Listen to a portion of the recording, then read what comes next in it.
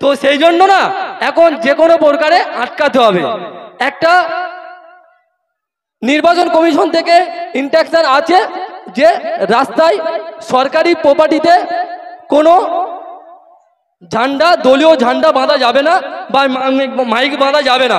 হয়তো কোনো কারণবশত বেঁধে দিয়েছে, প্রশাসন কিন্তু লক্ষ্য করেনি, আপনারা তো জানেন না। এখানকার আপনাদের এই এলাকায় ছিটে ছোকরা যারা নেতা রয়েছে এদের অবজেকশনে এটা করেছে। যাই হোক, আমাদের কর্তৃপক্ষ যারা রয়েছে এই ছোট ঘোড়া দলে তারা সেটাকে মারণ করেছে, তারা শুনেছে। তো যাই হোক, এরকম করে কিন্তু বাঁধা দিয়ে আইএসএফকে আর আটকে রাখা যাবে না। এই 2024 লোকসভা ভোটটা হওয়ার পরে বুঝতে পারবে আইএসএফ ছাড়া পশ্চিমবাংলার আর কিছু নেই। আইএসএফ ছাড়া পশ্চিমবাংলার আর কিছু নেই। কি দরকার ছিল বলুন তো? আমাদের মধ্যে এরকম যুবক ছেলেরা তো টিএমসি করবো, তো টিএমসি নেতা হবো। তো আজ থেকে যখন 10-12 বছর আগে যখন টিএমসি সরকার এসেছিল যুবকদের নিয়ে, তো আজকের আমরা তো যুবক তখন ছিলাম, কিন্তু এই যুবকদের নিয়ে খেলা করেছে। টোটালি যুবকদেরকে ভিখিরি বানাতে চাইছে।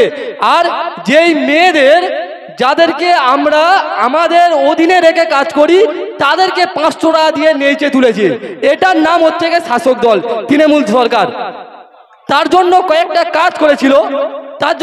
কাজ করেছিল, আপনারা এখন দেখতে পেয়েছে কোনো জায়গায় যে সততার প্রতীক মমতা ব্যানার্জি এই পোস্টার দেখতে পেয়েছেন? দাদারা আছে কোন জায়গায় দেখেছেন সততার প্রতীক? কেন বলতো? ওইটা হচ্ছে ধাপ্পাবাজির একটা হচ্ছে সাইনবোর্ড। এই সাইনবোর্ডটা দিয়ে শুধুমাত্র এই দুটো দল গেম করে বাংলার মানুষকে ভিখিরি রাজ্যে বানিয়েছে। তাই আমরা সবাই সচেতন মানুষ, আপনাদেরকে বলবো এই ছোট ঘোড়া দলের এই অঞ্চলের নামটা কি? লক্ষ্মীনারায়ণপুর দক্ষিণ অঞ্চল। আপনাদেরকে বলবো কোনো দিকে কান না দিয়ে চুপচাপ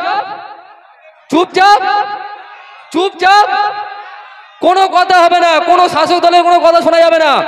একটাই কথা, নওশাদ সিদ্দিকী যে আদর্শ নিয়ে আমাদের সামনে এসছে, আমরা একটাই দিক জানবো, কোন প্রকারে এই শাসক দলকে বিদায় জানাতে হবে লক্ষ্মীনারায়ণপুর অঞ্চল থেকে। আপনারা বুথে বুথে পাড়ায় পাড়ায় প্রতিটা মানুষ 10টা করে মানুষকে বুঝে কিভাবে তাদেরকে আজকের শাসক দল ঘুম পাড়িয়ে রেখেছে, সেই ঘুম পাড়ানো থেকে বন্ধ করে তাদেরকে আমাদের আইএসএফের ঝান্ডা তলে নিয়ে আসতে হবে। সেই লক্ষ্য নিয়ে আপনারা এখান থেকে যাবেন, বাড়িতে বাড়িতে গিয়ে 10টা করে ছেলেকে বোঝাবেন। একটা বাড়ি 10টা ছেলের 10টা ওয়াইফ আছে, তারা না যদি সজাগ হয়ে যায় তাহলে এই দুর্নীতি সরকার আমাদের এই রাজ্য থেকে চিরতলে চলে যাবে। কারণ এই যে সরকার আর ওপরে যে বিজেপি সরকার, দুটো সরকার মিলে পুরো একদম আমাদের রাজ্যটাকে শেষ করে দিয়েছে। তা যাই হোক, আমি একটা গল্প বলে এখান থেকে শেষ করে দেবো, ঠিক আছে? কারণ অনেক নেতৃত্বরা রয়েছে, আমাকে টুইন করছে, মোটামুটি ছোট করবো, ঠিক আছে?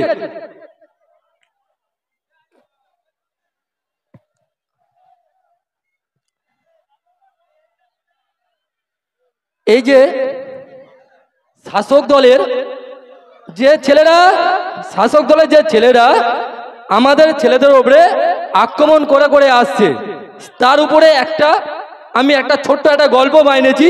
সেই গল্পটা আপনাদের কাছে উপস্থাপন করে আমি শেষ করে দেব। আপনারা জানেন দুটো ব্যাঙ একদিন গল্প করছে, জানেন? বলছে, তুমি আমার কত ভালোবাসো গো। মেয়ে ব্যাঙটা বলছে, আর মেয়েদের কথা শুনলে ছেলেরা সবাই একটু আবেগ পাবো তো না। তো ছেলে ব্যাঙটা বলছে, জন বললো, মেয়ে ব্যাঙটা বলছে, আমি তোমার জান দিয়ে ভালোবাসি। বলে, কি বলেন? বলে, তোমার জন্য আমি জান দিয়ে দেবো। আর জানেন তো মহিলা কে আছে, যা বলে সব শোনে। তা যখন বলে, তুমি আমার জন্য জান দিয়ে দেবো, বলে, হ্যাঁ যা বলবে তাই করবো। এখন পাশ থেকে একটা সাপ চুপ করে শুনছিল, জানেন? ও এখন শুনে গল্প সব শুনলো, শোনার পরে ঘাবাট করে এসে পুরুষ মানুষটা ধরেছে। ধরতে এবারে পুরুষ ব্যানটা বলছে, জান দেওয়ার কথা বলেছে। তা বলছে, হ্যাঁ গো, আমাকে তো ধরলো, কে কার বলছে, বলে যে যা সে তার। বলে, কি বললে? তুমি বললে আমার জন্য জান দেবো, বলছে বলে তুম যে যা সে যা। তো যাই হোক, আমাদের যেই উত্তর লক্ষ্মীনারায়ণপুর, তাই তো, উত্তর লক্ষ্মীনারায়ণপুরে যেসব শাসক দলের নেতারা এরা মনে মনে ভাবছে আইএসএফ এর ছেলেদেরকে মারধর করে ভয় দিয়ে আমরা পার পেয়ে যাবো। আইএসএফ এর ছেলেরা কিন্তু এখন বহু সজাগ হয়ে গেছে। আমি বিশেষ করে এই পলিটিক্সে ঢোকার পরে দেখো এই আপনার ওই আইনটা ভালো বুঝে গেছে, জানেন কিভাবে হচ্ছে প্যাঁচ দিতে হয় আমি শিখে গেছি। তো আমাদের লক্ষ্মীনারায়ণপুর অঞ্চলেরও নেতারাও বুঝে গেছে কিভাবে প্যাঁচ দিতে হয়, ঠিক আছে। তো এরা যখন ওদেরকে নিয়ে যাবে তো, আর যখন বলবে কই গো আমি তোমার জন্য ওদের তো লাঠি পেটা তো আইএসএফ এর ছেলেদের মারলাম, তখন নবান্নতে খবর আসবে যে যার সে তার, যে যার সে তার। তো তাই একটা জিনিস বুঝুন যে আপনার সাথে বিপদের সময় কেউ থাকবে না। তাই এখন থেকে আমাদের আইএসএফ এর ছেলের সঙ্গে যোগাযোগ করুন, এরা আপনাদেরকে ঠিক জায়গায় দিয়ে দেবে।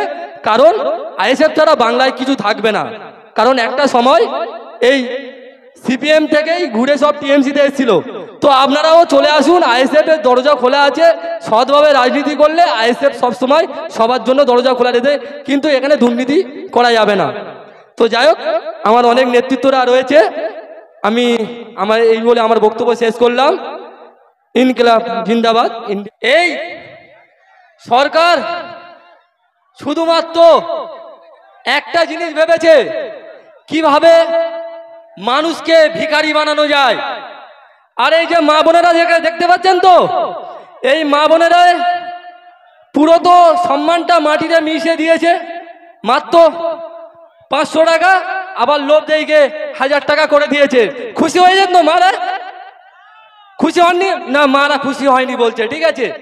তো যাই হোক, কিন্তু এই মায়েদের, এই পুরুষরা কিন্তু গার্জেন, এনারাই কিন্তু এনাদেরকে সংসার চালাবে, বাচ্চা কাচ্চার মানুষ করবে, বড় করবে, বিয়ে দেবে। কিন্তু এই সরকার শুধু সুকৌশলে এদেরকে ভাঁওতাবাদী দিয়ে চাকরি দিয়েছিল, তাদেরকে চাকরিগুলো আজকে চলে গেল। বলুন তো কত হাজার মানুষের আজকের পরিবার নষ্ট হলো। এই জন্য ইন্ডিয়ান সেকুলার ফ্রন্ট এসছে, দুর্নীতিমুক্ত সরকার গড়ার লক্ষ্যে ইন্ডিয়ান সেকুলার ফ্রন্ট এসছে। আর আজকের এই ছোট্ট ঘনাগলে হাজার হাজার মানুষ বুঝতে দিচ্ছে শাসক দলের পায়ের তলায় থেকে মাটি চলে গেছে। তাই হাজার হাজার মানুষ আপনাদেরকে বলবো একটু এক জায়গায় আসুন।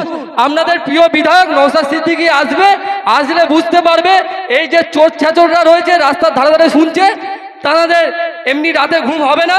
আর আপনারা যত ছিটে থাকবেন ওরা ভালোভাবে ঘুমবে। এক জায়গায় থাকুন, থাকলে দেখতে পারবেন যে ওদের আজের রাতের ঘুম হারাম হয়ে গেছে।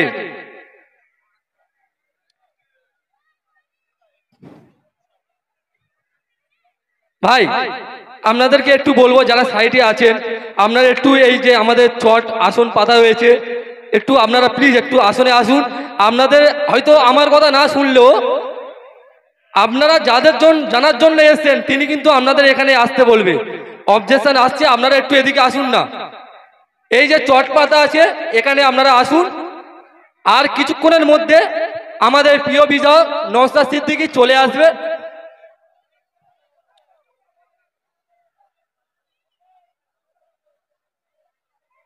হ্যালো, শুনতে পাচ্ছেন? সবাই একটু এক জায়গায় আসুন, সময় খুব কম, খুব তাড়াতাড়ি নওশাদ সিদ্দিকী ভাইজান চলে আসবে। তো যাই হোক,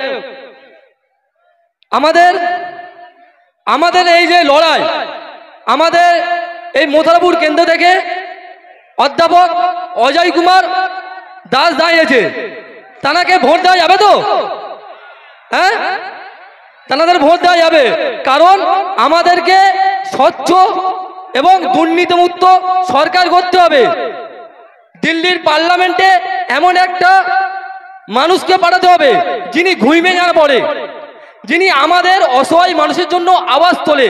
সেরকম নেতাকে আমাদের পাঠাতে হবে। তিনিও আমাদের কিছুক্ষণের মধ্যে চলে আসবে। তো যাই হোক, আমি যেটুকু কথা বলবো সেটা বলে শেষ করব। আজকের এই যারা যুবকরা রয়েছে না, এনাদের তো অনেক বুকের পাটা, তাই প্রকাশ্যে এসে নওশাদ সিদ্দিকীর প্রোগ্রামে বসে আছে। এরকম কিন্তু 3 গুণ বাড়িতে বসে আছে, তাদেরকে ভয় দেখানো হচ্ছে নওশাদ সিদ্দিকীর প্রোগ্রামে গেলে ঘরের টাকা দেব না, ভাঁওতাবাজি। তো যাই হোক, এই যে 3 গুণ মানুষ বসে আছে, শাসক দলটা এখন শুধুমাত্র চলছে প্রশাসনের মাধ্যমে। প্রশাসন না যদি উঠে দেয় তাহলে আইএসএফ এর যে বুথগুলো আমাদের লিড হবে সেখান থেকে টিএমসির আর কোনো ভোটই থাকবে না।